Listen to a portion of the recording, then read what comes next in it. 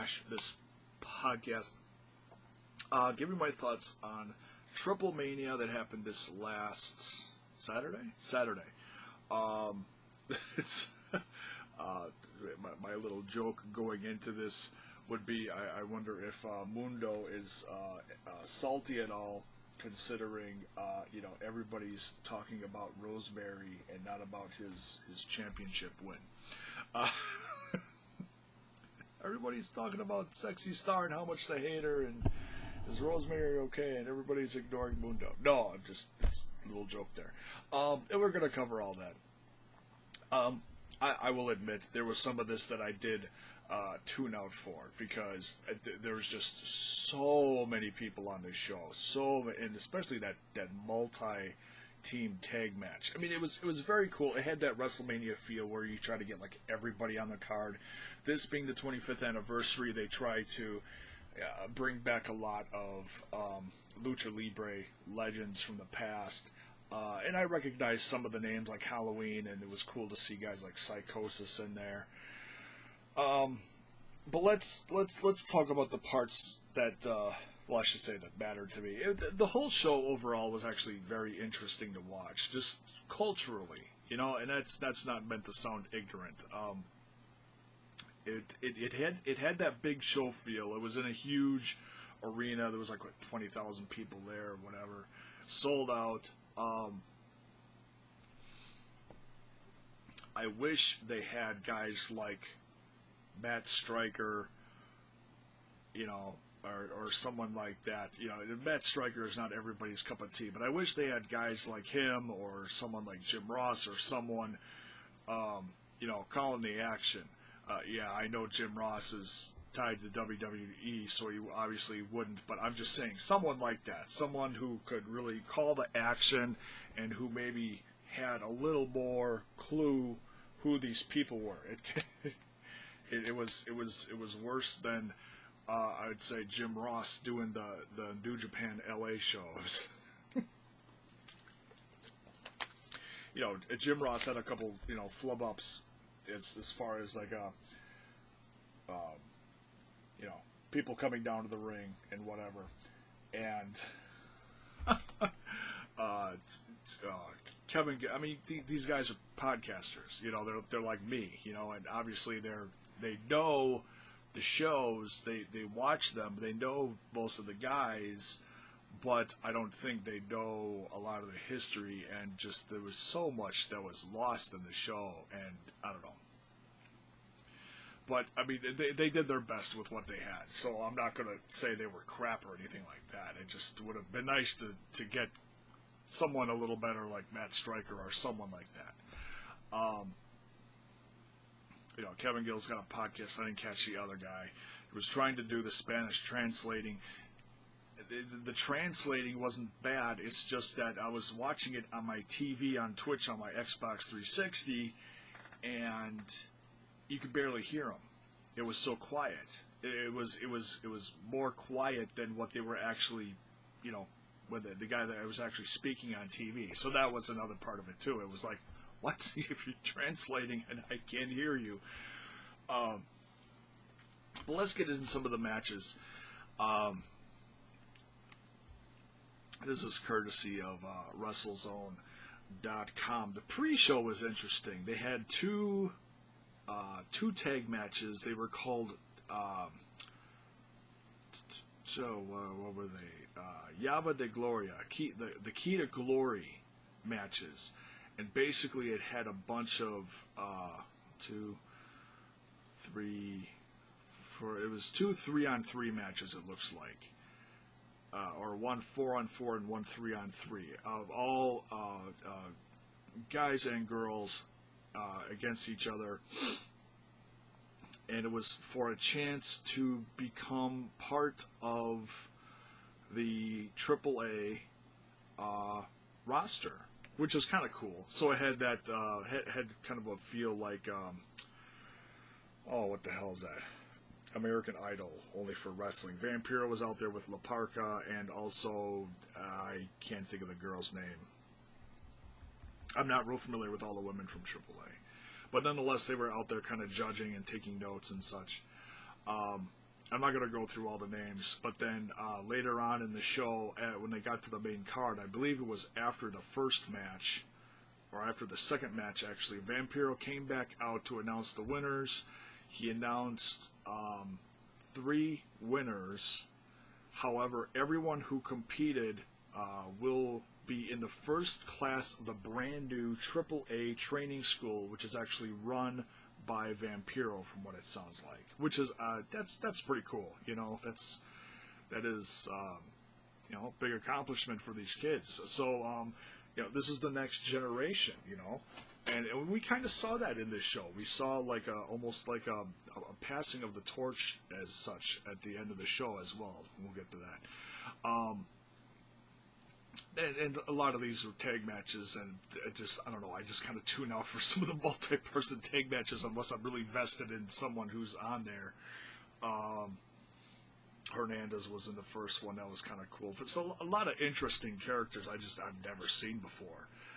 You know, and you get everything from the heavyweights to the minis to the exoticos.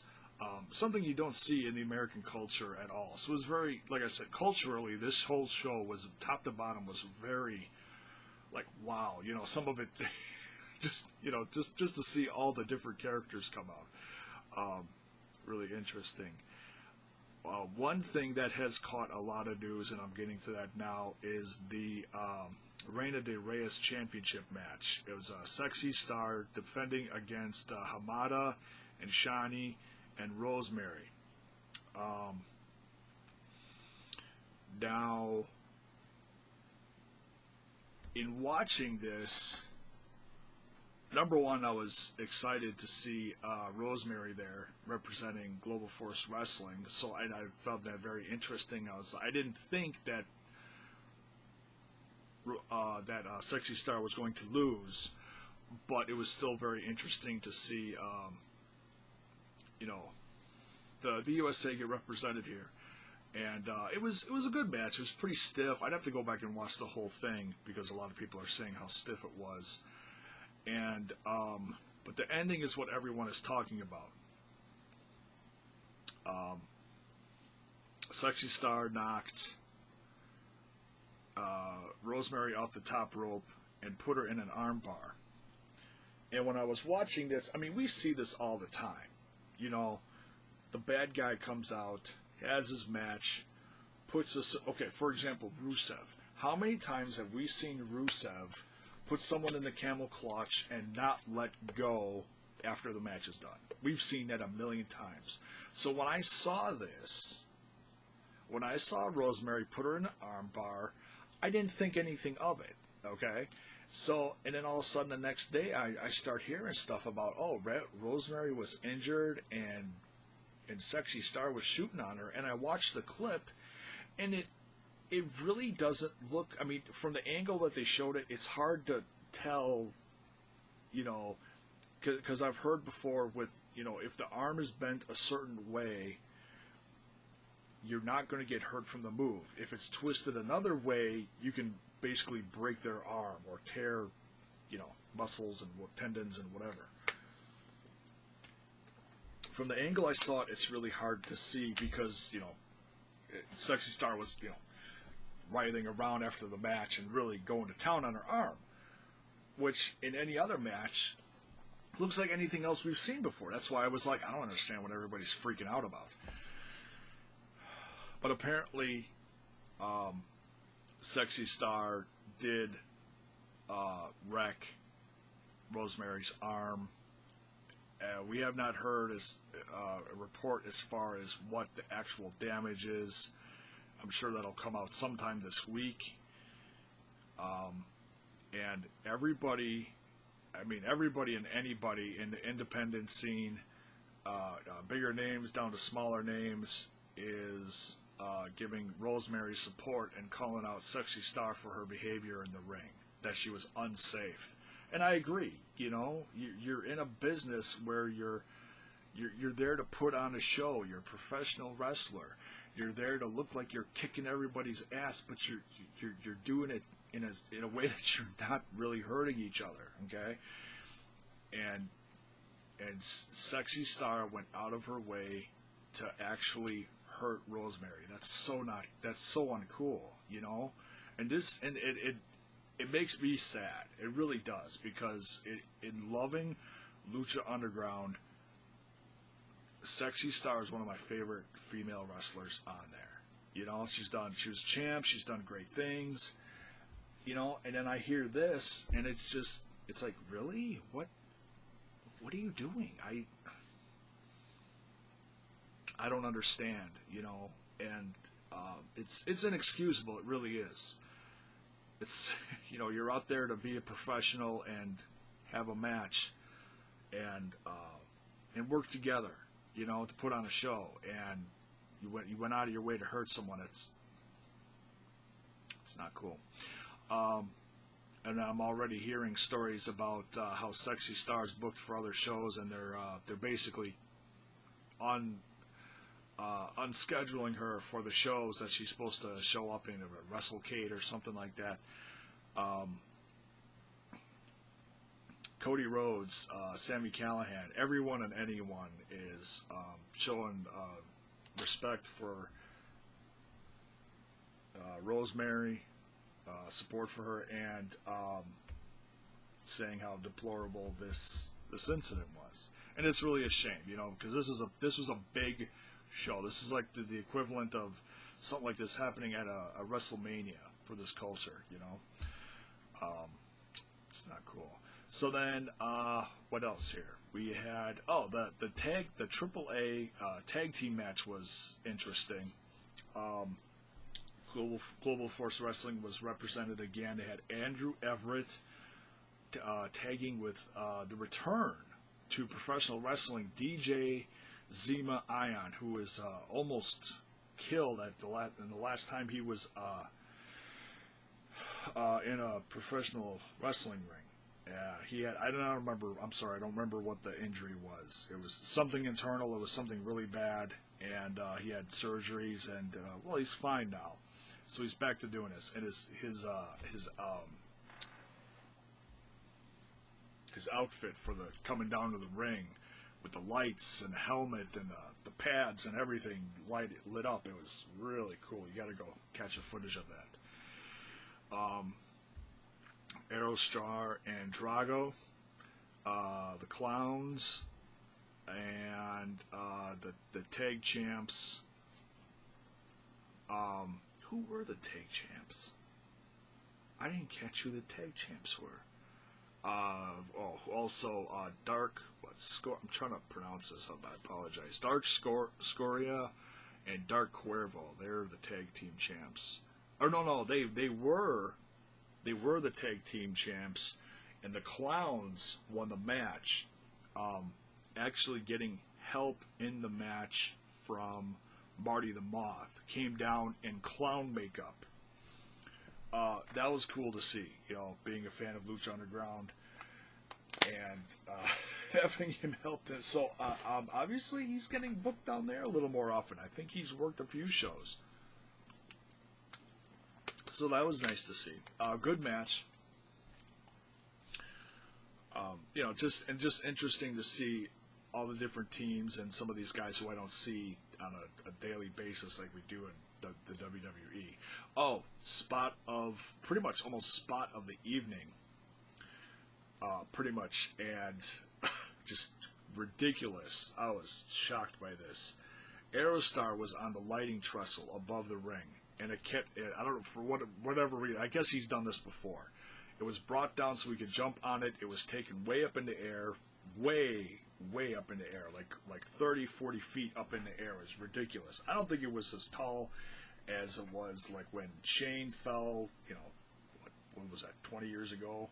SummerSlam or whatever it was, 15 years ago, maybe, I don't know. But it was way up in the air, and they caught him, and I was like, oh, rest in peace, Aerostar. But no, he's fine, as far from what I've heard. Just wow, that drop was just insane. I'm afraid of heights, so it made me nervous just watching him up there. I was like, oh man, crazy spot. Fun match. And then this next match, I didn't have any really, you know, it was interesting seeing some of the old faces. I'm not going to go through all the old teams. The one thing I am going to talk about, which really didn't make a lot of sense, and I wish they were out there a little longer, just because they are from America, was the Global Force Wrestling teams. There was all these trios coming out for the Torneo TripleMania 25.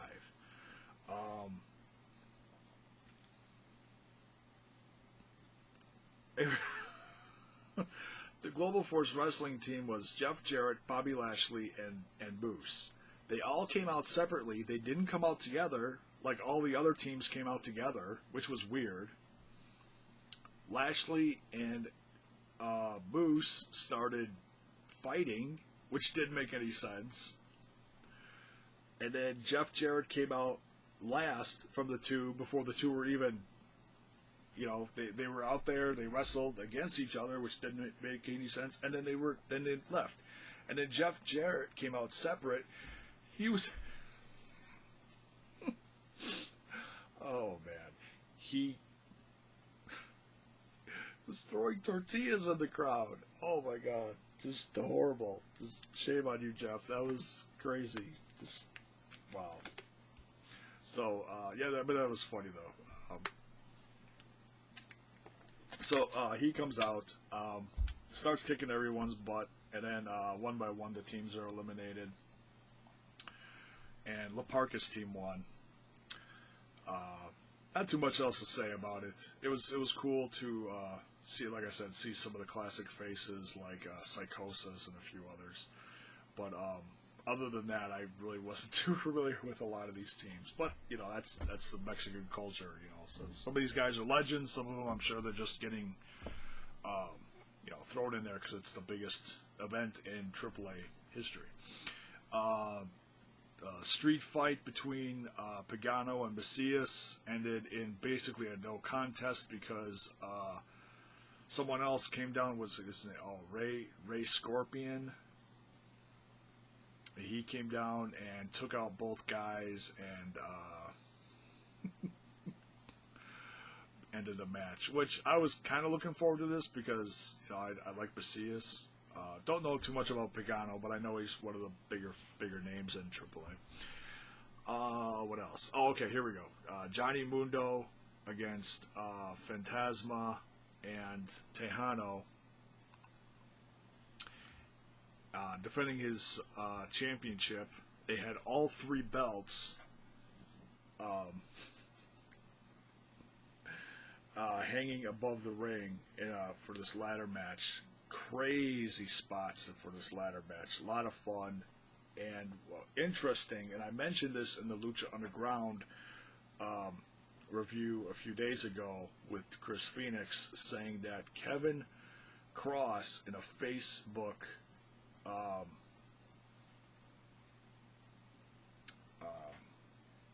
live interview video said he was not booked for AAA for TripleMania this past weekend, and that he wasn't going to be there. And then he showed up, so it was kind of cool. He tweeted out like an hour before the show. He said TikTok, and I was like, I wonder if I wonder if he's going to show up now. And he did. He helped Mundo retain. That was cool to see. Hernandez came down too. That was all right. I guess he's part of his crew. So, and then Vampiro comes out, and then there's a lot of heat between the two. So who knows what's going to happen with Mundo now. I was assuming that Mundo was going to lose, and this was going to be like his, quiet exit from the company, and he's in Global Force now. But no, he's still champ, so who knows what's going to happen now. It's crazy. Kevin Cross basically has the equivalent to the Money in the Briefcase match as well. So also a lot of people assumed that that Cross was going to turn on Mundo. He didn't.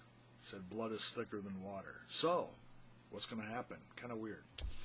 But nonetheless, very entertaining. It was one of the highlights for me for watching this. I'm a huge Mundo fan. And also Tejano and Fantasma fan because, this feud has been going on for a while down there. Good stuff. And then the last match, Psycho Clown versus Dr. Wagner. Mask versus Mask. Dr. Wagner getting unmasked at the end of the night to reveal himself as 52-year-old Juan Manuel Gonzalez Barón. And probably the most interesting, I mean, the match was decent. It went all over the place. The most interesting thing about this was seeing the reaction of the crowd and the people and the audience when Dr. Wagner Jr. lost to Psycho Clown. He's had a 30-year plus wrestling career. His unmasking is basically the equivalent for American audiences, or bigger than like what we saw at WrestleMania with The Undertaker leaving his stuff in the ring and retiring. Now, of course, there was no official statement there, but that's what everyone meant to think, that he was done wrestling at that point. There's a lot of rumors going around that Taker's going to come back soon, or that he was going to come back at SummerSlam. Who knows? I don't know. But nonetheless, kids crying in the audience. This is a big thing for that culture, when someone loses a mask. I mean, I've seen mask versus mask matches, and it's like, okay, they lost the mask. But then, if someone like this, a legend like Dr. Wagner Jr., and his son was there, and family and everything, and just the outpour of emotion during this event was really something to behold. It really was. So that's my thoughts on TripleMania. Like I said, I was kind of tuned out for some of it, but just overall, I did enjoy it. Some of the wrestling wasn't that great, but overall the event was very fun to watch. Just interesting to watch. What wrestling is really like culturally down south of the border. I've been trying to tune in here and there because I've been keeping an eye on Mundo and Kevin Cross and stuff like that, and the championship reign down there, and Taya and everything. But this was big. This is like the 25th anniversary of the company, pretty much. And the tribute that they did like halfway through. They showed Eddie Guerrero, Pero. I can't think of the guy's name. The guy who passed away, was it last year or the year before, who died in the ring with Rey Mysterio? Paraguayo, I think that's his name. I think that's his name. And of course the owners and everything who passed away within the last few years. So yeah, fun show. It's gonna be crazy to see what happens with Mundo now. Now that he retained, does it set up a match or something between Mundo and Vampiro? That'd be something to see. Kind of has that almost like that Stone Cold Vince McMahon feel to it. A little. Not exactly, just a little. Boss versus the Rebel or whatever. So that's it for this one. Give me your thoughts below. What do you think about the whole Rosemary incident? Did you watch the event? Did you like it? Give me your thoughts on it. Leave it in the comments below. And that's it for this one. Oh, geez. So much coming up this week. We got the, I don't know, God knows how many episodes of the Mae Young Classic just dropped today on the network. I'll be watching those. Raw tonight. Also want to talk about GFW from last week. I got so much stuff to catch up on, folks. I'm going to do my best. I might skip something here and there, but we'll see. So yeah, lots coming up for this channel. We'll see you for the next one soon.